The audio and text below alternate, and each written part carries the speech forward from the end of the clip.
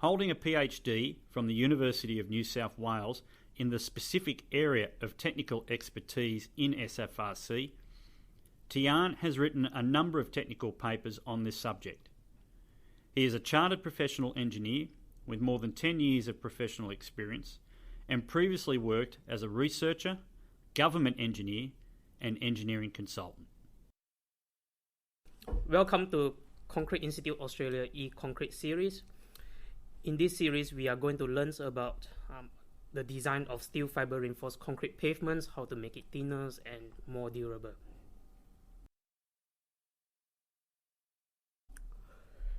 In these presentations, we will go through the different components in concrete pavements, the current design practice in Australia on concrete pavement designs, overview of fiber reinforced concrete, how do we design steel fiber reinforced concrete slabs and pavements in terms of thickness design, how to specify steel fiber reinforced concrete pavements, and at the end, I'll go through some examples on some 20 years experience of steel fiber reinforced concrete pavements in Australia. So, to start, there are three main criteria in concrete pavement design. First, to look at the functionalities of the pavements, what kind of loadings it's going to be carried, the durabilities of the pavements in terms of abrasions, what kind of vehicles, what kind of wheels on it that might cause some abrasions on the pavements itself, and also, importantly, the owner requirements, whether the owners require low maintenance, low capital costs, what kind of crack requirements, joint systems, and it all come down to the cost of the pavement design. So concrete pavements act as a load transfer mediums. It spread the load from the concrete pavement itself down to the subgrade.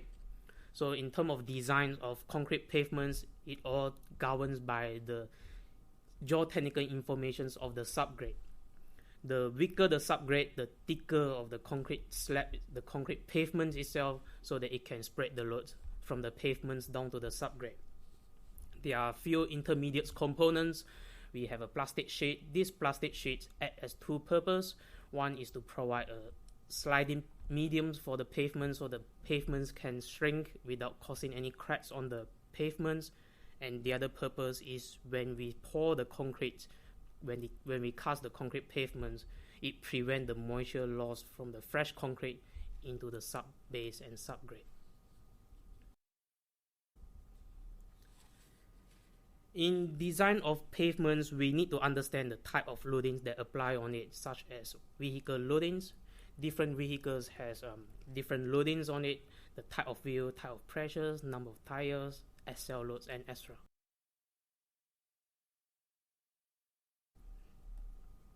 So for similar SL loads, for example, it does have a different design requirements. For example, what we see here on the left is a single SL two-wheel load.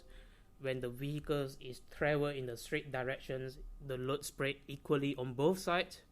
But if the vehicle is turning, one side is heavier than the other side. So all this has to be taken into account in design of pavements. Other type of loadings, for example, container loadings. What kind of how many stack of containers on the pavements, and what is important to note as well is the container loads apply as a point loads on the pavements rather than a uniform distributed load. Type of container handling equipments in the container handling facilities. Again, different kind of vehicles or handling equipments has different kind of loadings. For example, on the left here, the shredder carriers has multiple SL, multiple wheel, so the load is spread more uniformly across the pavements compared to a ridge stacker is only have 2 SL, which means it has more concentrated loads on the pavements. Distributed loads is all governed by the patterns of the loads applied on the pavements. Different patterns might cause different moments on the slabs on the pavement and result in the different thickness of the pavements. Point loads. How close are the point loads placed against each other? The spacings of the point loads are critical, are important. For example, here, how close the legs of the post loads are,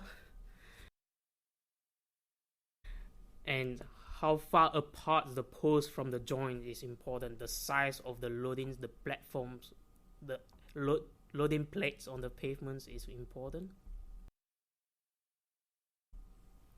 So, as a summary of it, it's important to understand the loadings that apply on the pavement. Different kind of loadings will result in different designs of the pavements itself. How the loadings apply on the pavements, where the loadings apply on the pavement is also important. As what we can see here, when we apply a loadings on the pavements, there is a zone of influence on the pavements, what we call as a stiffness radius. As the loadings placed against the corners, the stiffness radius is more, so it results in much more concentrated loads on the pavements, and therefore we need a thicker slabs.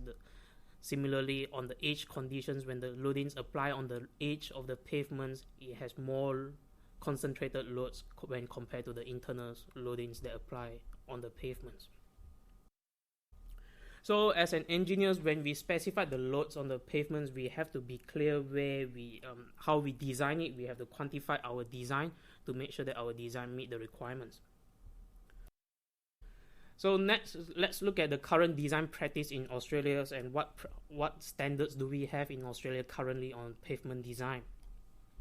So there are two general guidelines on concrete pavement design, one being the AusRoad Guide to Pavement Technology, which is generally used for public road design, and the other guideline is the Cement, Concrete and Aggregate Association's T48 guidelines, Guide to Industry Floors and Pavements. This guideline is generally used for industry floor and pavement design. Both these guidelines use the same design methodology that is based on the Westergaard theory, use the elasticity theory, assume the concrete section is uncracked. The maximum moments is designed for the pavement is have to be less than the maximum flexural capacity of the concrete or the concrete cracking moment. So give you an illustration. So this is a plain concrete slab. If we apply a load on the slab and we keep applying the load, what we show here on the top right corner here is the bending moment diagram. Once the loads reach the maximum cracking strength of the pavements, the plain concrete will crack, and soon after it cracks, it don't have any more load carrying capacity because it's a plain concrete. It will have a brittle failures, and once the concrete cracks, it has no more load carrying capacities, and then it basically become two pieces of plain concrete. Another illustrations here. So we apply a load on it. Once the loads at the bottom of immediately at the bottom of the wheel, it has the maximum moments, or what we call as a sagging moments. Once it reaches the maximum moment capacity or maximum flexure strength of the concrete cracks, and because it's a plain concrete, it has no or little capacity to redistribute the moments. So once the concrete cracks, the pavement fails. So how fiber reinforced concrete can improve the efficiency in pavement design? Before we go into that, let's look at an overview of how fiber reinforced concrete works. So fibers provide post-cracking, or what we call as a residual tensile strength. Fiber control crack, and fibers do not prevent the formations of crack. So what we see here in in an uncracked concrete, for example, the fibers has no functionalities. Once the concrete cracks, the fibers is able to bridge the crack and transfer the loads across the crack. The performance of fiber reinforced concrete depends on the fibers properties itself and the concrete properties, and when two are combined together, the interface between the fibers and the concrete. Showing you an analogies on how fiber reinforced concrete work, let's look at the individual performance of each component. First, so difference in fiber reinforced concrete and plain concrete. Plain concrete has no ductilities, whereas fiber reinforced concrete has high ductilities contributed by the steel fibers itself. So in the market itself, we have different kind of fibers. We have end hook fibers, we have corrugated fibers, we have twist fibers. So different fibers has different performance. Not all the fibers perform similarly. So the best way for engineers, for us to determine the performance of steel fiber reinforced concrete is to do a test, or as using a two-type test that is available in the current standards. One is using the European 14651 standards. It's a notch 3-point bending test. In the notch 3-point bending test, once we test it, we get the fracture strength from the experiments, from the test, and we use these fracture strengths in the design. In designing steel fiber reinforced concrete pavements, how it works when compared to plain concrete, let's look at the same analogies that we have earlier on. Now we have a steel fiber reinforced concrete pavements. We load the pavements reach its maximum tensile maximum flexure strength. The pavements start to crack. What is show you here on the left is the bottom on the slab when it cracked. The maximum negative moments or hogging moment reach its capacity. So what we have here is 3 cracks to forms, or what we call as a plastic hinge forms before the concrete fail. This is based on the principles of plastic analysis methods. So in plastic analysis methods, we need to have 3 plastic hinge to cause structures to fail. The same with concrete pavements. Only when we have 3 hinges or 3 cracks forms, the pavement is failed. So in the design principles, the governing criteria for concrete pavements to fail is we have maximum sagging moments or maximum positive moments governed by the post-cracking tensile capacity of the steel fiber reinforced concrete, whereas the maximum hogging moments on both sides on the surface of the concrete is governed by the uncracked concrete capacity, or on the top surface of the concrete. The reason we use the uncracked concrete capacity or the plain concrete capacity is to maintain the aesthetics and the functionalities of the concrete pavement, so that the pavements won't have huge crack before it fails. If the concrete pavement has a huge crack on the surface before it fails, it will scare the owners or scare the users. So let's look at this diagram again, comparing between the plain concrete pavements and steel fiber reinforced concrete pavements. When we load the plain concrete, once it reaches the maximum sagging moment capacity of the plain concrete flexure strength, it considered failed. Whereas for steel fiber reinforced concrete pavements, because of the steel fibers able to redistribute the moments, and therefore it can carry a lot more capacities before it fails. Or vice versa, if we need the pavements to carry a similar load, the steel fiber reinforced concrete pavements can become a lot thinner compared to the plain concrete pavements. And what this means in practice and in economical term is steel fiber reinforced concrete can result in thinner slabs, and therefore it costs more, it's cheaper for the owner to build. One thing to note here in plain concrete pavements, even though sometimes we have a layer of reinforcement on the top surface, this reinforcement is for shrinkage and thermal crack control purpose, and is not for load carrying capacity. So in terms of design guidelines for steel fiber reinforced concrete pavements, there are various design guidelines available. The most commonly used in Australia currently is using the UK Concrete Society's guideline technical reports number 34, concrete industry ground floor design guidelines, which has a section on steel fiber reinforced concrete pavement design. So as mentioned earlier, the way we design steel fiber reinforced concrete pavements is use plastic analysis methods. In plastic analysis method, there are a number of ways of plastic analysis methods. One commonly used plastic analysis method for steel fiber reinforced concrete pavements is using the U-line methods or the U-line theory. When we use the U-line theory to design, we have to consider all mechanisms that results in that give the most critical failure criteria, or the most critical U-line failure criteria. If we're not careful enough, we end up with unconservative U-lines, and it results in under-design of the concrete pavement. The U-line theory design approach, there are two approaches that commonly been used. One is the Lossberg method. The Lossberg method is being used by the Swedish concrete associations, whereas the Meyerhof method is used by the UK Concrete Society.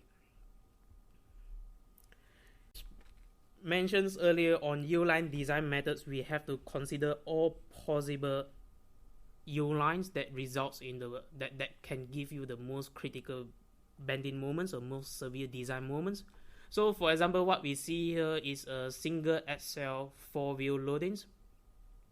What we have to consider is the combinations of different loadings on the pavements, a single wheel, a 2-wheel on one side, or 1 wheel on each side, or 4 wheel together.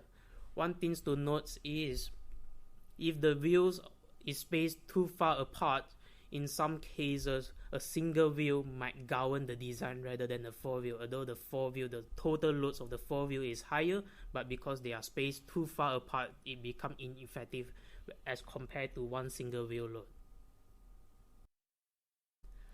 Similarly, if we have a 4-point loads that place close to each other, we have to consider the combinations of all cases, 1-point loads, 2-point loads, 3-point loads, and 4-point loads. It's important, again, as I said earlier, if the point load is spaced too far apart, in some cases 1-point loads or 2-point loads can govern the design. Let's go through an examples on how efficiencies on steel fiber reinforced concrete pavements as compared to a plain concrete pavements. So these are examples that extract from the Cement, Concrete and Aggregate Association's T48 guidelines in their Appendix D, Example 1. So it's a design of a concrete pavement using a 40 grade MPa concrete having a soil modulus of 31.8 megapascal. The loadings applied on it is a truck loadings with a 200 kilonewtons SL loadings with a view spacings of 1.8 meters. Let's look at how steel fiber reinforced concrete pavements design works.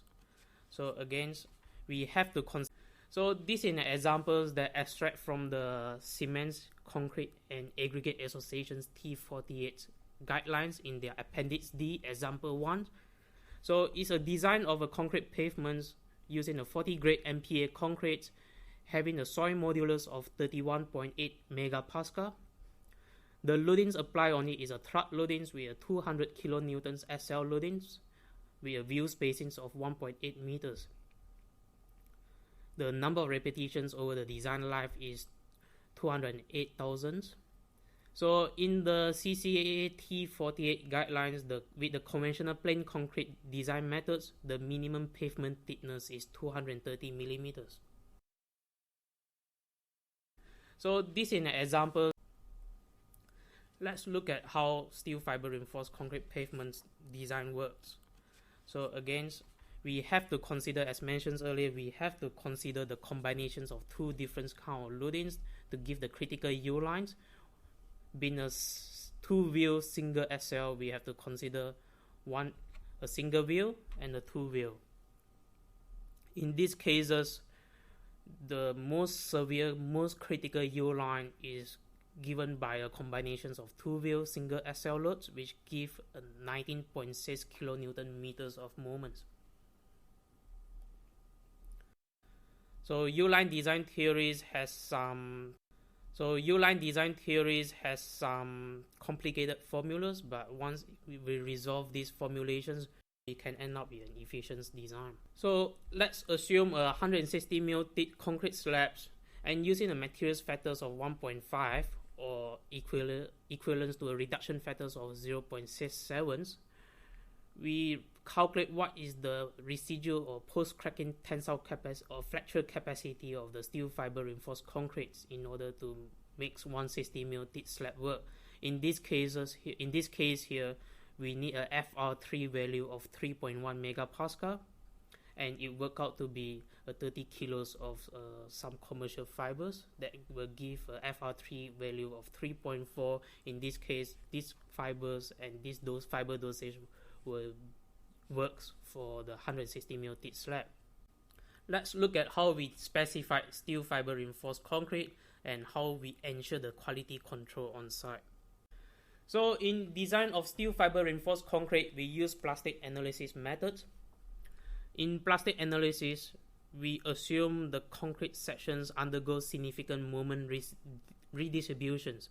So it is very important, it is critical to ensure a minimum level of qualities and performance of the steel fibers in order to achieve a certain level of ductilities.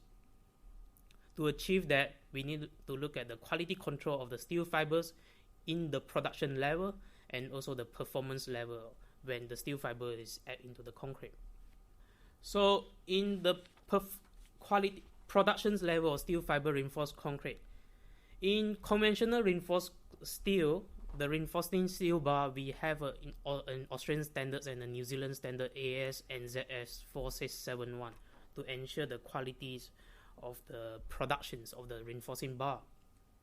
The performance of the reinforcing bar depends by the bar diameters, the ductilities, and the strength of the conventional reinforcing bar. But whereas for steel fibers, there are various variables. There is a standard internationally from the European code EN 14889-1, which is used as a standard for fiber manufacturing and quality control. This standard has been referred by the Australian standard AS 5100.5 Bridge Design Code and the draft Australian standards AS 3600, which is to be released at some stage. In the standards, we measure the consistency of the steel fiber reinforced concrete to achieve a VB time or workability of 8 seconds. And in the standards also, from the strength point of view, we measure the performance of the fibers to achieve a 1.5 MPa crack mouth openings at 0.5 millimeters and 1 MPa when the crack mouth openings is 3.5 millimeters. So different fibers has a different dosage in order to achieve that requirement. For example, here 2 different kind of fibers, similar fibers length, different fibers diameters, different tensile strengths, and different aspect ratio. The minimum requirements of the fibers to achieve the EN 14889-1 requirements is different. So while we're talking about minimum fiber dosage, the way we specify fiber dosage in steel fiber reinforced concrete is governed by 2 criteria. One is the minimum dosage based on the design performance, as I mentioned earlier on what is the FR3 value in order to achieve a certain performance. And the other one is the minimum fiber dosage based on the minimum overlappings. This is to ensure the continuity of the fibers in the steel fiber reinforced concrete. So when the fibers is mixed in the concrete, it distribute across the concrete. We need to ensure that every section has a certain amount of fibers in order to transfer the stress. If the fibers getting 2 liters, if the steel fiber reinforced concrete has 2 liter fibers on it, we end up with one section has fibers and the other section has no fibers. So the minimum fiber dosage based on minimum overlappings is determines based on some statistic space theory, is proposed by Professor Mackey in 1969 and is still valid to date. And this equation has been used by Australian standard AS 5100.5 and has been quoted in the draft AS 3600 for minimum fiber dosage. the theory is as it is. This is just an illustration. So assuming we have sections of concrete, we have two fibers, and the overlappings of the fibers is 0. It's easy for a crack to go through the two fibers without being intercepted by the fibers, and therefore in these sections is not a good performance. The fiber dosage is too little. So let's look at when the fibers are spaced at 0.2 of the fiber's length. Again, the crack is likely to go through go around the fibers without being intercepted by the fibers, and again, therefore this section is not good. So the minimum fiber dosage is governed by the aspect ratios, the lengths over the diameters of the fibers. Different aspect ratio has a different fiber dosage. So what is shown you here is the Australian standard AS 5100 in terms of the simplified equations on minimum fiber dosage. So we have minimum fiber dosage for steel fiber reinforced concrete, but we also have a maximum fiber dosage. We can't over reinforce the steel fiber reinforced concrete. If we, just like conventional reinforced concrete, if we overly reinforce the concrete, we end up in reducing the ductilities of the reinforced concrete. So when we overdose steel fibers in the concrete, first we decrease the workability of the concrete, we increase the risk of fiber balling, it's not economical, and what is more important structurally, when we have too much fibers in the concrete, is up to a certain fiber dosage, the fibers won't improve the performance of steel fiber reinforced concrete. And whereas when the crack form, the crack not going to pass through the concrete, and the crack will go around the steel fibers and find the least resistant path, and that defeats the purpose of adding steel fibers in the concrete. Giving you an analogy, so when we have fibers in the concrete, ideally we want the crack to go through the fibers. But if we have too much fibers in the concrete, we end up have the crack to go around the fibers, because the fibers just get too strong for the crack to go through, and that defeats the purpose of adding fibers in the concrete. So that is minimum fiber dosage and maximum fiber dosage, and now look at how we ensure the quality control of steel fiber reinforced concrete pavements in constructions. So in Australian standards AS 5100.5 and in the draft AS 3600, both standards have specified some clause on quality control in constructions. For steel fiber reinforced concrete pavements, the requirements on quality control can be less as compared to what is in the bridge code. The bridge code is designed for significant structures, whereas concrete pavement is less critical, and therefore if we follow the same quality control as the bridge code, we might go plate the design. So one best way of ensuring the quality control of steel fiber reinforced concrete when we design for pavements is to ensure that the batching plant is a two-stage quality control process. One is to ensure the batching plants record down what is the fibers and what is the fibers that is delivered, what is the fiber dosage that has been added into the concrete, and that serve as fundamentals to ensure that the right type of fibers and the right dosage of fibers being added into the concrete. The other second stage of the quality control of steel fiber reinforced concrete is on site. When the concrete is delivered to site, we need to ensure that the fibers are uniformly mixed in the concrete and don't have a fibers balling. A way to ensure that is to use the EN1471 test on measuring the fiber dosage in the concrete truck. So we take 3 samples from the concrete truck, just like taking a slump test in the fresh concrete. We collect the concrete samples in the known volume of bucket, for example a 10 liters bucket. Then we wash out the concrete, the sand, the cement, and the aggregate. And in steel fibers, we can use magnet to extract the steel fibers from the known volume of concrete buckets. And from there, we weigh the steel fibers. We know how much the steel fibers in a known volume of buckets. From there, we can back calculate what is the fiber dosage that has been added into the truck and see whether it has been mixed uniformly in the truck.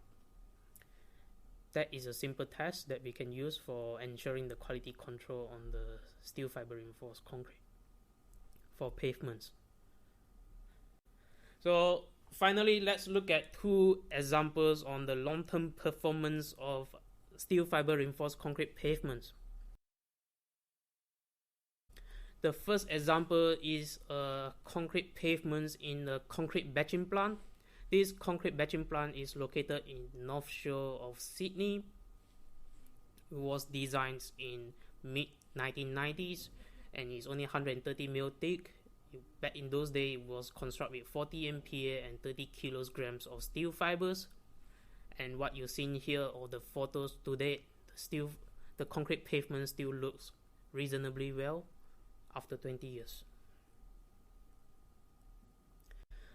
The other example is a concrete slab, a basement slab for an apartments and a commercial towers in St. Leonard's, New South Wales. This building was built in 1999, so it's 19 years on. The steel fiber reinforced concrete is pumped 8 stories below the ground level. What you have seen here, against the steel fiber reinforced concrete, still performing very well to date. With that, thank you very much, and this is the end of the Concrete Institute Australia eConcrete series on steel fiber reinforced concrete pavement design.